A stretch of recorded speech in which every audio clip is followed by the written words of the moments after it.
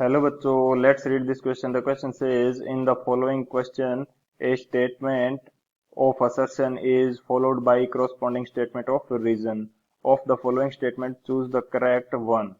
Option A, both assertion and reason are correct, and reason is correct explanation of assertion.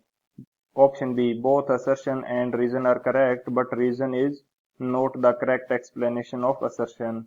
Option C, assertion is correct, but reason is incorrect. Option D, assertion is incorrect, but reason is correct. Assertion: refractive index of glass with respect to air is different for red light and violet light. Reason: refractive index of pair of media depends on the wavelength of light used. तो इस question के अंदर हमें क्या कह रहा है कि एक असर्शन दिया है एंड उसके लिए एक रीजन गिवन है, तो हमें करेक्ट ऑप्शन चूज करना है। असर्शन में हमें गिवन है रिफ्रैक्टिव इंडेक्स जो होता है ग्लास का विद रिस्पेक्ट टू एयर, ये red light and violet light के लिए अलग अलग होगा। एंड इसका रीजन हमें दे रखा है कि रिफ्रैक्टिव इंडेक्स है वो किसी पेयर ऑफ मीडिया के लिए वेवलेंथ के ऊपर डिपेंड करेगा, जो लाइट हम यूज कर रहे हैं उसकी वेवलेंथ पे डिपेंड करेगा। तो बात करते हैं की कंसेप्ट की कंसेप्ट इस क्वेश्चन के लिए हमारे पास क्या हो जाएगा की कंसेप्ट। इस क्वेश्चन के लिए जो फर्स्ट की कंसेप्ट हम यूज करेंगे ये हमारे पास हो जाएगा refractive index of a medium with respect to another medium. यदि मैं 1 एंड 2 दो मीडियम लेता हूं तो refractive index of medium 1 with respect to medium second, ये मैं किस प्रकार से लिखूंगा, refractive index of medium first,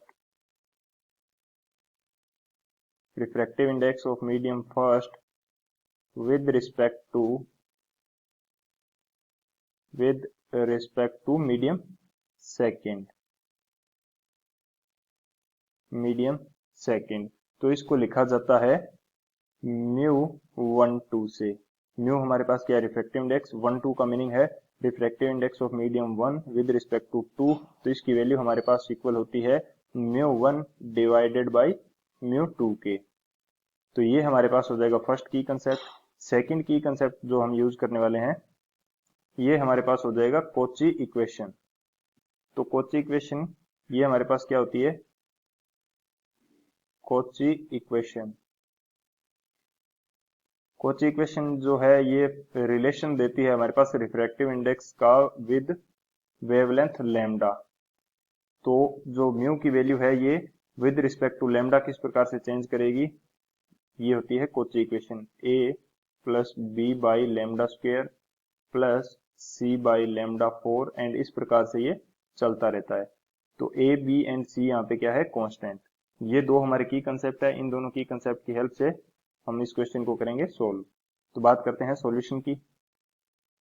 तो सॉल्यूशन के अंदर यदि मैं सबसे पहले देखना चाहूं कि refractive index of glass with respect to air ये किस प्रकार से लिखा जाएगा, तो ये हमारे पास हो जाता है म्यू जी ए यानी कि refractive index of glass with respect to air. Mu g यहाँ पे शो कर रहा है रिफ्रैक्टिव इंडेक्स ऑफ ग्लास को, एंड म्यू ए शो कर रहा है रिफ्रैक्टिव इंडेक्स ऑफ एयर को। तो ये तो हमारे पास आ गया refractive index of glass with respect to air. अब बात करते हैं कोची इक्वेशन की। तो कोची इक्वेशन के अकॉर्डिंग जो म्यू की वैल्यू है ये लैम्डा पर डिपेंड करती है कुछ इस प्रकार से, a plus B by lambda square plus C by lambda 4। अब जो लैम्डा यानी वेवलेंथ की वैल्यू है ये हमारे पास क्या होती है नैनोमीटर के अंदर। लैम्डा क्या होती है नैनोमीटर के अंदर, यानी कि वेरी स्मॉल है, वेरी स्मॉल है। तो जो लैम्डा टू पावर 4 है ये भी बहुत ज्यादा स्मॉल हो जाएगा, वेरी स्मॉल। तो हम क्या कर सकते हैं कि जो सी बाई लैम्डा 4 है इसकी वैल्यू वेरी स्मॉल हो गई है, तो हम क्या करेंगे इसको कैलकुलेशन के अंदर नहीं रख के हम डायरेक्ट ले लेते हैं बी बाई लैम्डा स्क्वायर तक।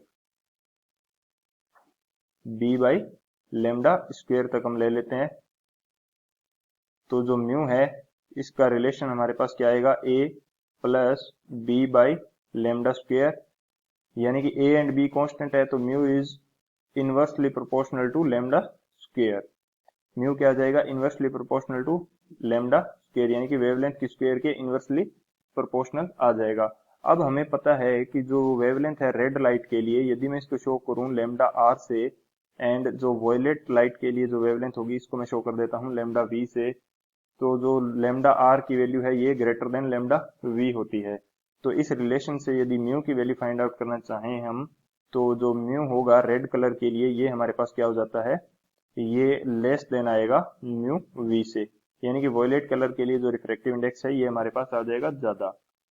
तो अब बात करते हैं कि हमें असर्शन दिया है refractive index of glass with respect to air is different for red light and violet light. तो ये हमने कॉची इक्वेशन से देख लिया कि जो डिफरेंट लाइट्स की डिफरेंट वेवलेंथ होंगी उनके लिए रिफ्रैक्टिव इंडेक्स हमारा क्या होगा, अलग अलग होगा। तो असर्शन तो हमारा क्या हो गया, करेक्ट। एंड इसके पीछे रीजन इन्होंने क्या दिया है, refractive index of a pair of media depends on the wavelength of light. तो कॉची इक्वेशन से ये भी क्लियर हो जाता है कि जो रिफ्रैक्टिव इंडेक्स होगा किसी भी पेयर ऑफ मीडिया के लिए ये वेवलेंथ पे डिपेंड करता है, एंड जिसके कारण इसकी वैल्यू क्या है, डिफरेंट आती है। तो रीजन भी करेक्ट है एंड ये रीजन इसका करेक्ट एक्सप्लेनेशन भी है। सो कौन सा ऑप्शन करेक्ट हो जाएगा हमारे पास, जो ऑप्शन ए है ये हमारा करेक्ट हो जाएगा। Both assertion and reason are correct and reason is the correct explanation of assertion. So option A is the final answer. I hope you understood it well. Best of luck. Thank you.